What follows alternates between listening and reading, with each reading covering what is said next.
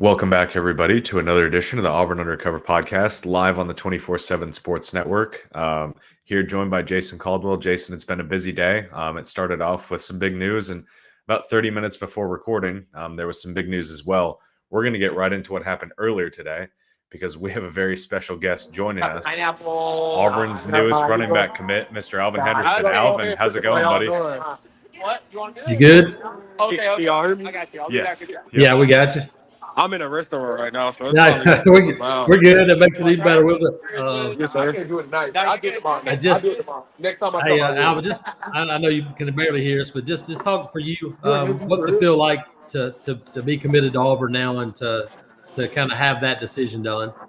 Oh, I feel good, man. I feel like I probably should have been committed a long time ago, but it's been a long process. Like I think the last time I was at Auburn, like they told me that they went back and looked at the records, like they've been recruiting me ever since I was in the 8th grade, and that mean a lot because they stayed in constant communication with not just me, my family as well. So like it feels good knowing that I'm committed now. My recruitment process is closed down, and all I got to do now is just work to bring in other guys with me.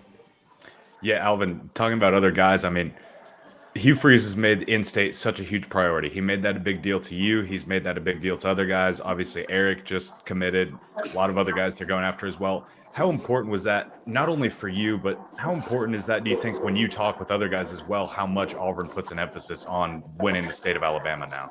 Oh, it mean a lot because man, Coach Freeze talked to me all the time, and his main thing to me this whole time was we need in-state dudes. And after I committed, he sent me a list of the dudes he want, and the dudes that he got a green check mark by him, and the dudes that he trying to get, it's just question marks. And I feel like, he told me when he got the job day one that the only way that Auburn would be able to be successful is if he was able to get the dudes in state. And I feel like, with the 24 class, he did good. And, with the 25 class, as of now, we got all the top dudes, in the rankings, and not just in state too, but while I was committed to Penn State, most dudes out of state, which they knew I visited Auburn and they know I was, like a top recruit. And I had dudes out of state always hit me up like, man, how's Auburn? Do you think? And I kept it real with them because, eventually I knew this time would come and I wanted them to be my teammates as well. You said earlier, how long have you known that you were coming to Auburn and you were going to flip? I mean, I don't think this was a decision that was just made last couple of days, was it? Yeah, no, really and truly, I knew that I was probably going to flip to Auburn when I'm not going to say after I committed, because after I committed, me and Coach Freeze still talk, but I'll probably say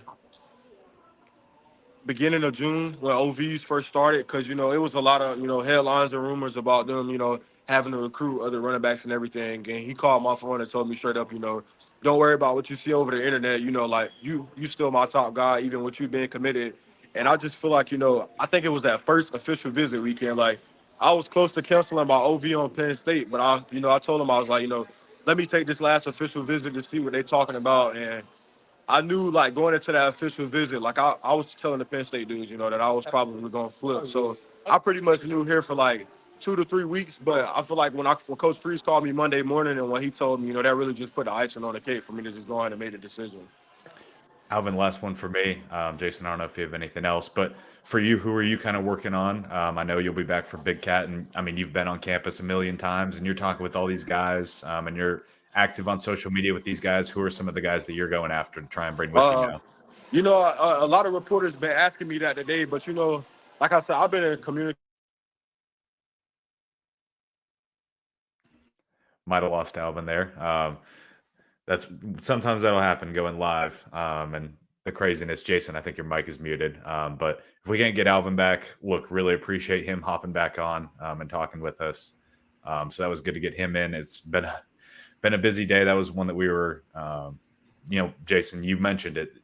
It didn't just happen in the past couple of days. We've been expecting it for a while, and in all honesty, I never changed my crystal ball pick. I had it in since last June. I think last June 12th. So it's been there we go. He's back. There he is. Coach Kelly was just calling me just now, but like You're I was good. saying, Elijah that's committed to Miami. I was Miami #1 recruit for a minute, so me and him was able to bond a little bit while I was considering them. Elijah, Blake Woodby, was Anquan Fagans. It's a few dudes, like I said, my main thing is like I feel like with the dudes that's committed to Auburn and State, like we gonna take care of that ourselves. Our main goal now is to go out and get the dudes that's either committed or considering other schools that's out of state. Alvin, I talked to you yesterday morning. I don't know, probably 9:30 or so. Yes, sir. And you said, "Hey, one of the biggest things for me was that they never stopped. They Yes, kept." sir. How important has that been for you that they never slowed down? They always sir. kept in touch. I mean, that was a big deal, wasn't it? It was real important because one thing my family told me once I committed to Penn State was, it will really let me know how much Auburn wanted me, depending on, how much contact they stayed in. And I know, like, when I committed, obviously they were still texting me, but the next morning, Coach Freeze was texting me and calling me today. Like, I'm not even lying to you. Like, it haven't been a week that went by that I have not talked to Coach Freeze or Coach Nix. And it was real important because, that let me know Coach Freeze not just in the main thing that was really important with that too was he wasn't just recruiting me, like he was recruiting me and my family, like not only Coach Freeze, but it was other people that have played in Auburn before me, like Ronnie Brown, that stayed in contact with my family and just let me know how much of a priority I was, not just Auburn University itself, but the staff that was there. And that really played a big role into me making my decision because they still made me feel like a priority like they did day one. Last one for me. Just, does it feel right? Does this feel like, hey, this is it? Yeah, You've been smiling the whole time. For sure, like when Coach Freeze, he called me Monday, and, we was talking and he was just telling me, everything that I wanted to hear. And he asked me, he was like, I'm hoping you close your recruitment down, but I told him straight up, you ain't even got to tell me that. I was going to close my recruitment down anyways. Like, this it for me. My thing is now is just, to focus on my senior season and then get dudes to come play with me. Alvin, thank you for hopping on the show. Really appreciate it. Congrats to you. It's I feel like we've interviewed you and talked with you about a million times, so it all comes first full circle and ends now. Although we will still be interviewing you from time to time. So. For sure. I'll see y'all tomorrow. Yeah. All right. See you, bud. All right. Have fun tonight. You too. There you go. There you have it. Auburn's newest running back commit, Alvin Henderson. Jason, it's we'll touch on him. I was originally going to start with Jahquez Robinson, but Alvin hopping in changes the order there a little bit. He was the first news of the day. Obviously, we've kind of ran through it now, but the Penn State commit flips to Auburn. Like I was saying before we got Alvin right back in, I never changed my crystal ball pick off of Auburn all the way back from last June of 2023, just because Auburn had been pushing so hard, been the team to beat for so long. And Hugh Freeze was kind of determined that this was a guy he was not going to let leave the state of Alabama. And it was a guy that he really wanted at Auburn. So Auburn ends up getting him. And Jason, just his numbers alone. Let me pull it up real quick because his numbers, obviously playing at a lower level of football in Alabama, but still these numbers are just insanity. Over 7,200 rushing yards and 132 rushing touchdowns in his 3 seasons there at Elba. I believe he's averaging over 15 yards per carry in his career, if I remember correctly. So it's some video game numbers. Video game doesn't even begin to describe it, but it's a good pickup for a room that needs help and needs numbers for the future. Yeah, no question about it. You get a dynamic player. My comparison to him was Trey Mason a little bit, and a guy that is physical but has that home run ability, and that was kind of what Trey was. And Trey became just a grinder over the course of his career at Auburn, but he was more of a home run hitter early on. I think Alvin's got some of that in him. Really anxious to kind of see him as he's continued to develop. He's much bigger and more physical than the guy that we've seen the last couple of years. He's worked to get bigger and stronger, and I think he's going to have a monster year. Looking forward to that. And he's one of those guys that has been on the radar for so long. And you mentioned it, recruiting other guys. He is a guy that he said, I had guys hit me up all the time from, places, other states, whatever, asking about Auburn.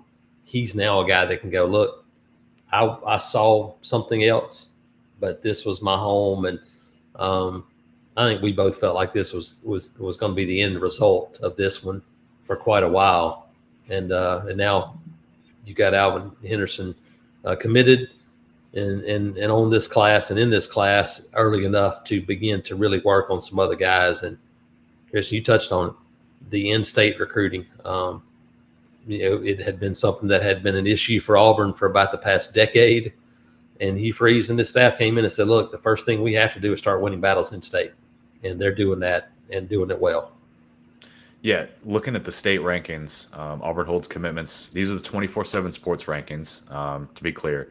They hold commitments from number 3, 4, and 5, Malik Autry, Jacaleb Falk, Eric Winters, Jordan Crawford, who's number 8, Carday Smith, who's number 15, Alvin Henderson, who's number 17, and then you go down the list, Spencer Doland is number 33, and they're trending for Anquan Fagans, who's number 9. They're very well in the mix for Jared Smith, very well in the mix for guys like Zion Grady, Derek Smith, some of those other guys as well. So they have made the state of Alabama a huge priority. And Jason, you mentioned recruiting the other guys.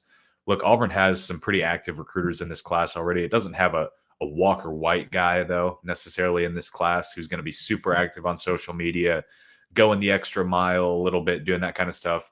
I think that's what Alvin Henderson will probably end up being. Yeah, he's that guy. Yes, because he's very active on social media. And he just mentioned a bunch of names that he mentioned Elijah Melendez, who's from plays at Osceola in Florida. I mean, that's nowhere close to the state of Alabama. I was going through reading old stories earlier about Alvin, and he was talking about being really close friends with Deuce Knight, who's obviously the quarterback who's now committed to Notre Dame and was once an Auburn target. But he has a bunch of connections kind of all over the place from recruiting. I mean, he's been on a ton of visits, has over 70 offers. So he's been everywhere, met everyone, and I think he will be very active for Auburn in the recruiting trail, which will be solid. He'll join guys like Ryan G. Malik Autry's pretty active as well. So a really solid recruiter. On that note, guys, for everyone that's in the live chat on the YouTube and Facebook, make sure to drop your comments in the questions in the comments. Wow, I've been struggling with words here a little bit recently on podcasts. Drop your questions in the comments, and we will get to those. We'll answer all of those questions. Jason, in terms of who could be next, because that's always the next question when a commitment happens. First off, I'll have a story on that tomorrow at auburnundercover.com. But I think we're both in agreement that the name we're watching the closest now is Herbert Scroggins, nicknamed Third, out of Benedictine Military School. There's a lot of guys that Auburn has on the hook and is in a really good spot to land in the near future. But we know that Third Scroggins is going to announce his decision on the 25th, which is Tuesday. So that's definitely the one that we're watching the closest right now. Yeah, Auburn, I think it sits in a pretty good spot there. He's going to, I think, Miami this weekend, if I believe that's correct. But, I think Auburn's in great shape there. Another guy that I think as people continue to see more of him, I think he's a guy that will continue to see his ranking rise. He's really athletic, explosive, violent guy off the edge, and that's not the persona you get when you talk to him off the field. I mean, he doesn't seem like that guy. And then you put him on somebody, talked about maybe a D Ford comparison. D Ford was the quietest person off the field you could ever imagine. You put him on the field and you go, man, that guy, kind of went crazy. And there's a little bit of that in his game. And so, I would say that Third is a guy that we'll definitely be watching very closely.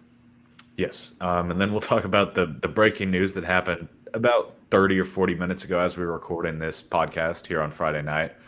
Jahquez Robinson, the former, started his career at Alabama. He's originally a defensive back out of the state of Florida, transferred to Colorado with Coach Charles Kelly for the 2023 season. He appeared in, I believe, 7 games, had 8 tackles, and including an interception.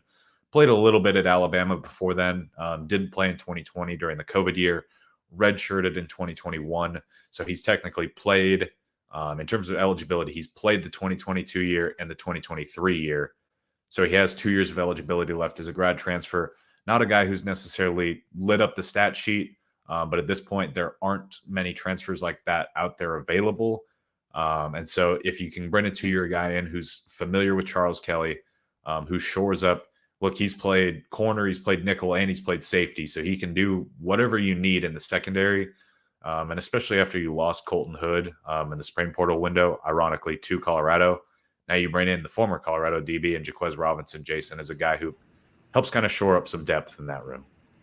Yeah, I think the fact that he knows Charles Kelly, and I think DJ Durkin's a guy that's probably familiar with him too from the recruiting circles as well. And so I think that's I think that's a good fit where this is a guy that even this late in the process, that you feel like, hey, that might be a guy that can step in and play, and that's what they're looking for when you're signing an older guy like this. You want a guy that's ability to pick up the defense very quickly. Obviously, you want to know if he's athletic enough to play at this level, and he was at Alabama before. He's been at Colorado, so you go, okay, he's athletic enough to play, and then can he bring that a little bit more experience? And we've talked about that Auburn secondary group, and there's a lot of numbers and a lot of really talented guys. There's just not a ton of experience. So this is a guy that gives you some more of that. See how quickly he's able to fit in and get rolling. But I would think this is a guy that maybe early in the year gets in some time, and maybe you could see his role grow a little bit as he gets more and more kind of used to this defense. But he's got a little time to get prepared, but not much. Yeah, I mean, it's a solid pickup. It's a decent little kind of depth pickup. It is what it is.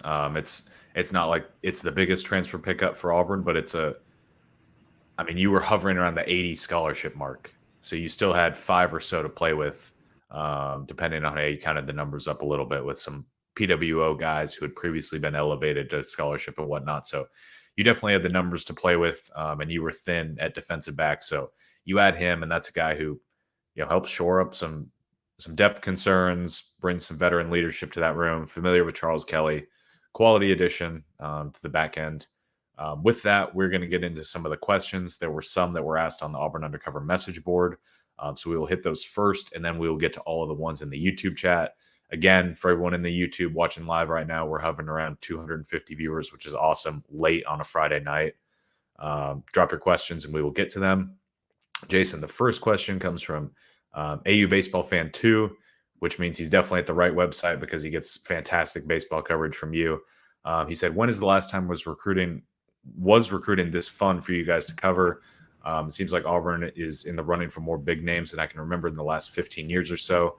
For me, look, I only covered Harsin recruiting and Freeze recruiting. So never for you. Yes, so it's a very big difference. But Jason, this is a good question for you, honestly. When has Auburn been recruiting at this high of a level and consistently in it with this many big names, would you say? Man, I think at this level, in the numbers of guys that they're doing, you'd probably have to go back to right around the national championship time, like 2009, 10, 11. Those Chiswick, with Curtis Looper and Trooper Taylor and some of those guys, they were on a bunch of big name guys, in that grouping, in that area. But more in-state recruiting now, the way they're doing things in the state of Alabama, it's pre-Nick Saban. Once Nick Saban got to Alabama, Auburn has not recruited at this level in the state of Alabama while he was there. It hasn't been close. They've gotten some guys here or there, but this is pre-Nick Saban recruiting in the state of Alabama. Question from Auburnolic WDE, and this goes to some of the questions that are in the chat as well. You can imagine it is Juju Lewis related. Gut feeling at Big Cat Weekend, what school holds Juju Lewis's commitment? I don't know. I don't know if anything changes then. Maybe. I mean, possibly. I'll say USC. I think it'll still be USC. I think if it's Auburn, I think it would happen before the season started. I just don't know that it happened then. It may be early August, a couple of weeks after that. Maybe it happens the next day if he's there. I mean, I don't know that it happens then. I think Auburn has pushed and made a strong push, and I feel like Auburn is the team that if it's not USC, it would be Auburn, but I don't know when that would happen if it does. Yeah, that's the thing. And we don't even know if he'll be at Big Cat Weekend. Didn't get a chance to talk with him after his visit. So, we'll see. It's a fun question to ask. It's all gut feeling what'll happen then. He's visiting. Him and his family are at Colorado this weekend, and then they're supposed to go into kind of final decision mode before his senior season.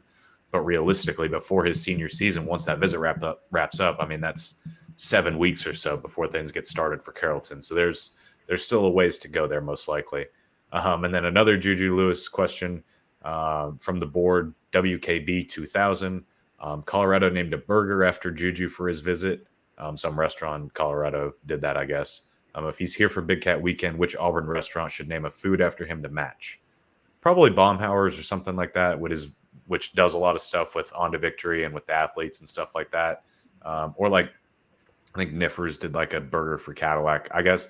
Well, I don't know if a restaurant should do that. I think it's a little corny, but I mean, you can do whatever you want. It's a restaurant; it doesn't matter. But one of those, maybe. Yeah, I don't know about that one either. Okay, we will hit some of the questions from the chat now, and y'all keep dropping them in. We'll get to that. Question from John: will Alvin play this year? Yes, in high school football for Elba, and then he will graduate and enroll at Auburn for the 2025 season. Question from Bo Hunter: do we still have a shot with Usman Kroma now? Yes, absolutely. Auburn wants to sign 2 high school running backs in this class. Alvin Henderson is hovering around 5'9", 200 pounds, maybe a little bit of a smaller back. Usman Kroma is definitely a much bigger back. Same with Shakai Mills-Knight. I think Auburn would be thrilled if they got either one of those guys as the bigger running back in the class to pair with Alvin Henderson. In terms of still having a shot, yes, absolutely. Usman Kroma and Alvin Henderson are not guys that are scared away by another running back. They both also understand that you're not going to be the only running back in that room. And going into next season, the only guys that you'll be returning are Damari Alston, who will be going into his senior year, and Jeremiah Cobb, who will be a junior at that rate. So they need those younger guys, and they need them to contribute right away. Jason, I don't know if you have any different thoughts there, but I would. No, I agree. I think Chroma's a guy that you talked to. We got a chance to see it at Auburn's camp and was really impressed by him. How physical he is, really athletic. And so, yeah, I would say that's a guy that Auburn is absolutely still very much in the picture for. Question here from Kyle. Does Alvin's commitment change anything for guys like Juju Lewis, Caleb Cunningham, Naeem Offord? It could, because I don't know that, hey, that guy committed, I'm going to commit now. But I think it's what we talked about earlier. He's a guy that people know. He'll be hitting them up, yeah. And that's the thing. And so you start going, hey, come back, see us again. Come back to Big Cat Weekend. I'll be there. Hey, I'm going to be on campus whenever. I think that's the kind of things that it could lead to it. I don't know that boom, you just go flip a switch. Yes, everybody's going to follow, but I think it'll have an impact. Question from Slim Reaper here. If Auburn can't get the defensive end Nate Marshall to flip from Michigan, is there any scenario that CJ May ends up being the DN/5 tech for this class? Theoretically, yes, but I doubt it personally. I never say never, because he goes out and tears it up. CJ May is a good football player. Yeah. And depends on what the defensive line class looks like as to kind of how it shakes out. He's one of those guys that Auburn is very familiar with. They know and they have seen. Obviously playing with Caleb Falk at Highland Home. Cousins, big physical kid. I think if he were to tear it up as a senior and go, hey, let's go take another look at that guy, it could happen, especially being an in-state guy. But it feels like right now it wouldn't be the case. Yes. Here's a good question that will require a decent amount of critical thinking. From Big Main, predict who you think will commit at Big Cat next month. Well, what I count as Big Cat is about the week before and the week after, for that matter, because things get lined up beforehand and afterward. Beforehand, don't have a great idea of who would necessarily go right beforehand. Jamichael Garrett is a name that we were watching very closely because he was going to commit on June 19th. He ended up pushing it back. He said he will do it late July. He will be at Big Cat Weekend. That's a prediction that we've had in for a while. Anquan Fagans is planning to commit on July 29th, and he will also be at Big Cat Weekend, which is July 27th, for those that don't know. So there's 2 names instantly. Honestly, it comes down to who makes decisions when, if that makes sense, because Hezekiah Harris is a guy that we're watching really closely. But the last time we talked to him, he said he might do something at the end of this month, at the end of June, and announce a commitment then. And he's supposed to be a Big Cat. So, we'll see then. There's some other names that I would throw out there. A guy like Shamar Arnaud, maybe, stuff like that. There's also some guys that are committed elsewhere. Elijah Melendez. That has Elijah Melendez. We just mentioned Derek Smith from right down the road in Southside Selma that's committed to Alabama. I think there's some guys like that if you get those guys back on campus or hey, I'm coming, then you start to go, light bulb pops off a little bit going, okay, maybe that's a possibility. So those are guys that if you start seeing, hey, those guys may visit for Big Cat, that's when you start to maybe think about some guys like that too. I mean, we just talked about him, Nate Marshall. He's a guy who Yeah. is expected back as of right now, and you think there's a chance there. Look, there's a couple names for you, Big Main, but it's also over a month away, and there's like 12 or 13 names that we're watching over the next 3 weeks or so already.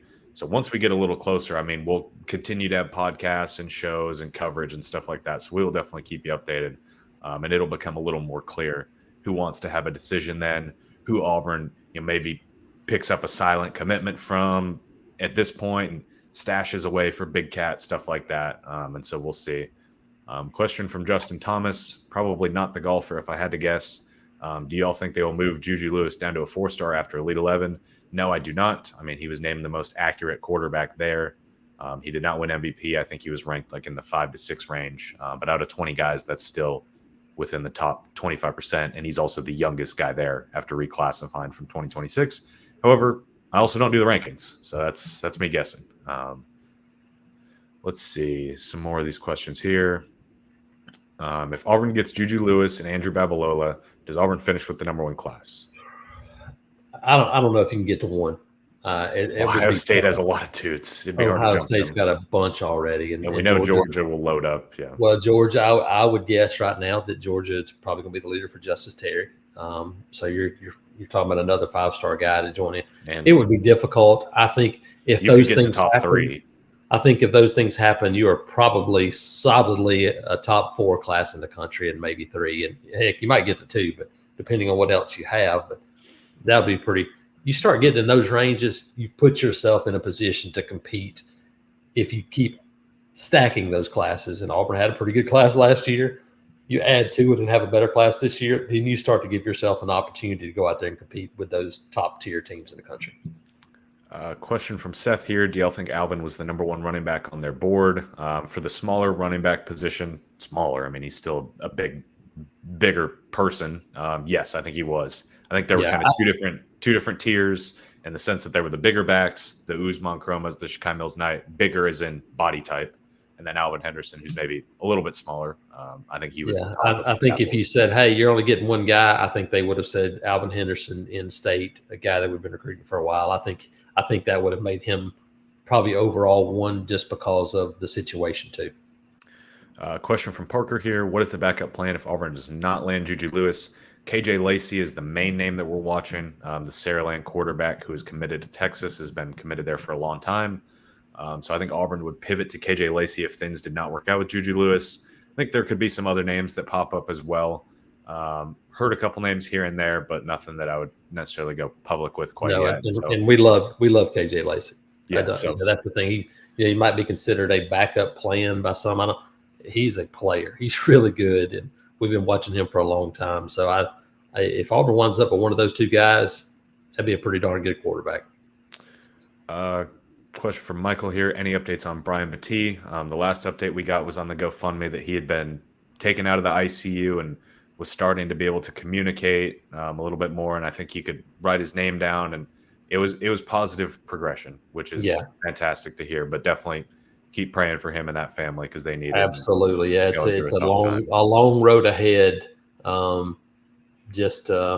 The most important thing is to try to get back to as much as a normal life as possible. As not going to be easy.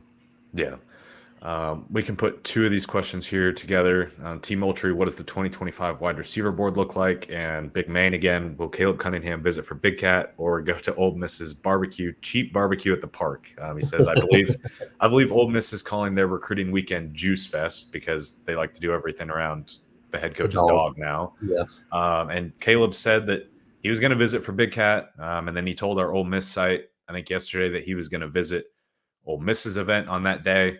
In all honesty, if I had to bet, I bet Caleb doesn't quite realize that those events are on the same day, or that has not been conveyed to him. He is still in the middle of official visit season. I know he just got to Tuscaloosa today for his official visit to go see Alabama. I think he's also told Tennessee that he's going to try and make their recruiting event at the end of July. So it will be a fight for whoever gets that visit. And it might be a little bit telling as well where he ends up, although that is not the end-all be-all. In terms of the wide receiver board, Caleb Cunningham is number 1, and he has been pretty much the whole way. CJ Wiley was a name that we were tracking, but he has cut it down to Georgia, LSU, and Florida State. and he will commit on the 25th. So Auburn will not be getting him, but I don't think they will stop recruiting him. Travis Smith is another name to know, but I would really pretty heavily predict him to Georgia. So in all honesty, go ahead, Jason. Yeah, I'm saying it's just interesting to see what happens with Georgia if they grab a couple of these pieces. And obviously, they'd still take a Travis Smith, but if you're him, then you might go, okay, maybe I want to go be the one guy in this class, or the big dog in this class. He really enjoyed his visit. He really did, and a guy that's a super nice kid, physical, athletic. I would lean Georgia, but I think Auburn is got a shot. We will hit a couple more of these questions there. In terms of answering the board as well, look, I'm going to do a mock class for Auburn either this week or next week. I think Auburn could realistically sign one high school wide receiver in 2025. I think they could do that because you're going to load up at tight end, and you loaded up at receiver last year. So the thing is, you don't want to go out and take some developmental guys because they're just going to be sitting behind the 24 guys, and you already feel good about you have a commitment in 2026 that you like, and you feel good about some other guys in the 26 class as well. If you take developmental guys in 25, they're never really going to play for you. So I think it'd be get one really good guy, maybe a second if the right name pops up, and then hit the portal for a couple of guys. And this could be a year where if you go out and throw the ball around and you're putting up numbers and you're doing some of those things, this wide receiver board may look a lot different in October than it does right now too. Yeah. If you flip a Juju Lewis for that matter too, correct. So it can change in a heartbeat. Let's see. Actually, I'm going to save this one for the last because that is going to take a little bit to go through. Fort Myers here. How many high school players do you think Auburn signs in this class? In all honesty, I think it could get close to 30 because you have a lot of spots available and you're losing a lot of guys. I don't know the exact numbers, but I think it'll be north of 25. I don't know if it will get all the way to 30, but I think it'll be in the 25 to 30 range from the high school guys because if anything conveyed that to me, it was the commitment of Bryce Diaz because that was the guy that they found, they liked. Maybe in other years where you're tight for spots, you might sit and wait on it a little bit. But he camped, he did well, and you had his commitment pretty much immediately. And they were willing to take it and take the numbers. So I would say 25 to 30. Question from Steven. Does Walker White start in 2025? I mean, he'll be squarely in contention to be competing for the job after Peyton Thorne is gone. So it's possible. Let's see. Question from Jimmy. Any word on Zion Grady? No, he's going to Ohio State for his visit this weekend. And then from there, he will make a decision sometime in July. However, I do think Auburn is beginning to trend up quite a bit with Jared Smith. And I don't know what that necessarily means for Zion Grady. So, we'll kind of see where things go from there. Do a couple more quick hitters here and then hit that last one. What does TJ Rushing's hire mean for Auburn football? I mean, it's one of a ton of guys that you have as an off the field staffer. Yeah, he's probably got more experience than maybe some other guys. And honestly, we've seen him even though he just announced he's been on campus for a little while, we've seen him around some already. And so, yes, just another one of those pieces that with so many irons in the fire as a football program, those guys are really valuable. Big Main, I predict Neem Offord flips a Big Cat. There you have it, going out on a limb. Do y'all agree? I do not agree, but I do appreciate you going out on a limb. That's a fun prediction there. He is expected to be there for Big Cat, so he's an interesting guy too because I think he likes Auburn. It feels a little bit like Alvin Henderson, where you feel like I'm waiting, and I've said I think he's a guy that's waiting to see something from Auburn. I don't know that it would be that early. Could he wind up at Auburn? I think he could, but I think it might be one of those where you got to go out and be 4-0 and maybe beat Oklahoma or be right there with them, and all of a sudden guys go, okay, now I see it. I think he's one of those guys that might need to see that next step. We're going to hit two more and then that final question. BB said, I'm going to predict commitments from Juju and Zion Grady at Big Cat Weekend. Honestly, not out of the realm of possibilities because Zion Grady is expected at Big Cat Weekend. No clue what Juju Lewis is doing. I have no idea if he'll be at Big Cat Weekend, but if he is there, then obviously you're watching him and you're waiting to see if something happens. It was a big day last year in terms of the video and everything that happened. I think there'll be somebody that's a big name guy that says, hey, I want to go one up that one, or I don't know who it'll be. I think there'll be one of those at least, where somebody That's the goes, thing. I'm going to make a move. If you're Auburn, you want to get either another one of those big guys, or last year you got Malcolm Simmons and Perry Thompson to go public on Big Cat Weekend. If you can't get like a huge guy like that, then you just get like 4 guys to commit, and you try and just load up on that day or whatever. Both Seth and someone else asked about Isaiah Gibson, who obviously decommitted from USC earlier this week. Auburn is definitely in the mix, and Auburn got him in for an official visit, and we'll get him back for Big Cat Weekend. But Georgia is the favorite and has been since even before he committed to USC, and when he committed to USC, Georgia remained the favorite. And so, we'll see. Georgia is where he is at this weekend. Even though he's already taken an official visit there, he's back just on an unofficial visit. Tennessee is also in the mix as well. Auburn's kind of a dark horse in the mix. I know they're working him pretty hard, and he's supposed to be back for Big Cat Weekend, but I would definitely project him to Georgia as of now. And then the question that we're going to close out on, Jason, is from T Moultrie, over under 8.5 out of the top 100 guys in the 2025 class for Auburn. We will go based off the 24/7 sports rankings. First off, I will list all of the commits that Auburn has in the top 100 rankings. You have 1 in Malik Autry. Jason, you're going to be in my math here. You have 1 in Malik Autry, 2 J.J. Falk, 3 Eric Winters, 4 Jordan Crawford. So you're already about halfway there. In terms of other guys that you are working really hard, Antonio Coleman is number 100, so he would count as that. Anquan Fagans is 98. Who are some other names? Nathaniel Marshall is 80. So there's 3 guys that you're working. Derek Smith is 78. 4 guys. Keati Armstrong, the Texas A&M tight end commit, still working on him. He's 76. Zion Grady is 75. Further than that, you have Daryl Duke Johnson, the Alabama linebacker commit, is 49. You have, now we're into the 5-star range here. Caleb Cunningham is 22. Jared Smith is 19. Isaiah Gibson is 17. Julian Lewis is 16. Andrew Babalola is 14. Neem Offord is number 6. So I don't know how many more names I just listed off that you don't have committed. Your mic's muted, Jason.